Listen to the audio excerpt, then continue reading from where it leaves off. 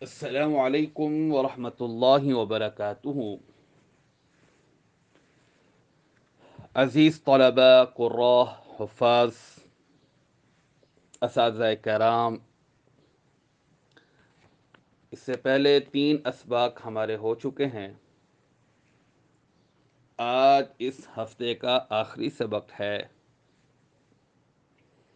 اور یہ سبق ہے جس میں ہم جانیں گے تجوید کا لغوی معنی، تجوید کی تعریف، تجوید کا موضوع، تجوید کی غرض و غایت، تجوید کا فائدہ اور تجوید کی فضیلت۔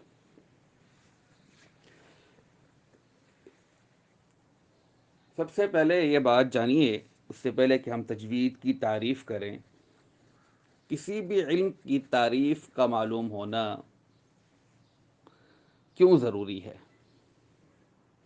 اس لیے اگر آپ کو اس علم کی تعریف معلوم نہیں ہوگی تو پھر آپ کے سامنے کسی مجہول چیز کی طلب لازم آئے گی۔ کیا مطلب ہے؟ مجہول کہتے ہیں غیر معروف کو، یا وہ چیز جس کے اندر جول پایا جاتا ہو، جس کے اندر یعنی جس کے اندر کمی کوتاہی ہو اور ادھر ادھر جانے کا خطرہ ہو۔ ان تمام چیزوں سے بچنے کے لیے تعریف کا جاننا ضروری ہے، تاکہ انسان معلوم چیز پہ رہے، غیر معروف چیز کی طرف نہ جائے۔ اسی طرح کسی بھی علم کا موضوع کا جاننا کیوں ضروری ہے؟ اس لیے جس علم پر بحث کی جا رہی ہے، اس علم کا موضوع ہی اس علم کو دوسرے علوم سے ممتاز کرتا ہے۔ یعنی علوم میں جو باہم فرق ہے وہ موضوع کی وجہ سے ہی ہوتا ہے۔ یعنی ایک علم کو دوسرے علم سے جدا کرنا، ممتاز کرنا، یہ تبھی ممکن ہوگا جب ہمیں اس علم کا موضوع معلوم ہوگا۔ اور پھر غرض و غایت ہے، اس کا جاننا کیوں ضروری ہے؟ اس لیے کہ ہم کوئی بھی کام کرتے ہیں، اس کام کرنے کے بعد جو نتیجہ خز ہوتا ہے، جو نتیجہ مرتب ہوتا ہے، جو نتیجہ سامنے آتا ہے، اس کو کہتے ہیں غایت۔ یعنی کوئی بھی کام کرنے کے بعد جو آپ کے سامنے نتائج آتے ہیں، اسے غایت کہتے ہیں۔ آئیے ہم اب چلتے ہیں تجوید کے لغوی معنی کی طرف۔ تو تجوید کا لغوی معنی ہے عمدہ کرنا، اچھا کرنا، سنوارنا، نکھارنا، یہ ہے تجوید کا لغوی معنی، جودہ سے یہ نکلا ہے۔ اب اس کی اصطلاحی تعریف یہ ہے کہ ہر حرف کو اس کے مخرج سے جمیع صفات کے ساتھ ادا کرنا۔ جمیع صفات سے مراد ہے کہ اس کی تمام صفات، چاہے وہ لازمہ ہو یا عارضہ ہوں، ہمیں اس کو ادا کرنا ہے۔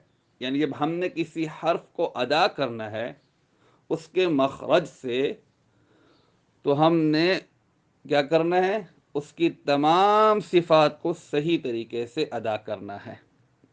صفات کیا ہیں یہ آگے چل کر آپ انشاءاللہ اپنے اساتذہ سے پڑھیں گے۔ اب تجوید کا موضوع کیا ہے؟ تجوید کا موضوع ہے حروف تہجی، یعنی 29 حروف الف سے یا تک یعنی ہم نے انہی حروف کے اوپر بحث کرنی ہے، انہی حروف کے ہم نے مخارج سیکھنے ہیں، انہی حروف کی ہم نے صفات سیکھنی ہے، اور انہی حروف کے ہم نے قواعد کو سیکھنا ہے۔ تو ہمارا موضوع کیا ہے؟ حروف تہجی۔ پوری تجوید ان 29 حروف سے باہر نہیں جائے گی۔ ہم نے انہی حروف کے مخارج کو بھی ادا کرنا ہے، ان کی صفات کو بھی پہچاننا ہے، اور کون سے قواعد لاحق ہوتے ہیں ان حروف کے ساتھ کلمہ قرآنی میں، وہ آپ آگے جا کر انشاءاللہ پڑھیں گے۔ مقصد یہ ہے ہماری بات کا کہ ہم نے ان 29 حروف سے باہر نہیں جانا۔ ٹھیک ہو گیا جی؟ اب آ جاتے ہیں ہم غرض و غائط کی طرف، علم تجوید کی غرض و غائط۔ تو وہ ہے تصحیح حروف، یعنی انہی 29 حروف کو بلا کسی تکلف کے ٹھیک ادا کرنا، یعنی ان 29 حروف کو اس طرح ادا کرنا کہ جب بھی یہ ہماری زبان پر آئیں تو بالکل معلوم معروف طریقے سے آئیں، اور اس کے اندر کسی قسم کی بھی غلطی نہ ہو۔ تو پھر ہم کہیں گے ہم نے اس کام کا نتیجہ اخذ کر لیا ہے، اس کام کا نتیجہ ہمیں مل گیا ہے کہ ہماری زبان تصحیح حروف کی عادی ہو گئی ہے، اور ہمارے تمام حروف ٹھیک ہو گئے ہیں۔ اب اس کے بعد ہے تجوید کا حکم۔ تو تجوید کا حکم یہ ہے کہ اس علم کا جاننا، حاصل کرنا فرض کفایہ ہے، لیکن اس علم کے مطابق قرآن کا پڑھنا، تلاوت کرنا فرض عین ہے۔ یعنی جب بھی اس امت کا کوئی بھی شخص تلاوت قرآن کرے گا تو وہ تجوید کے ساتھ ہی کرے گا، کیونکہ تجوید کے ساتھ قرآن کا پڑھنا لازم و ملزوم ہے۔